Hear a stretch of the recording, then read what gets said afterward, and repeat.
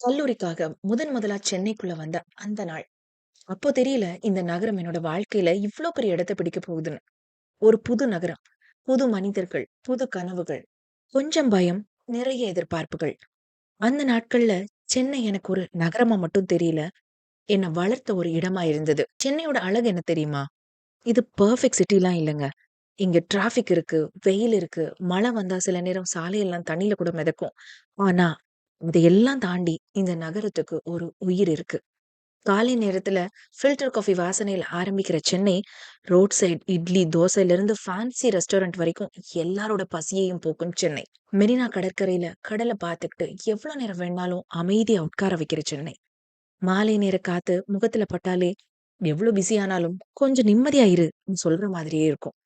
மெரினா மட்டும் இல்ல, பெசன்ட் நகர் கடற்கரை, அடையாறு ஆத்தங்கரை, பழைய சென்னை வீதிகள், கோவில்கள், சின்ன சின்ன டீ கடைகள்.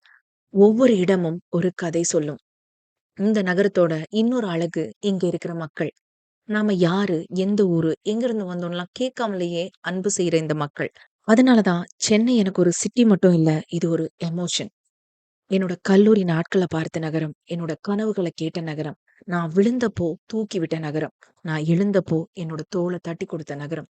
அப்போ கல்லூரி மாணவியா இந்த நகரத்துக்கு வந்தனா, இன்னைக்கு திரும்பி பார்க்கும்போது என்னோட வாழ்க்கையில ஒரு பெரிய அத்தியாயத்த சென்னை எழுதியிருக்கு.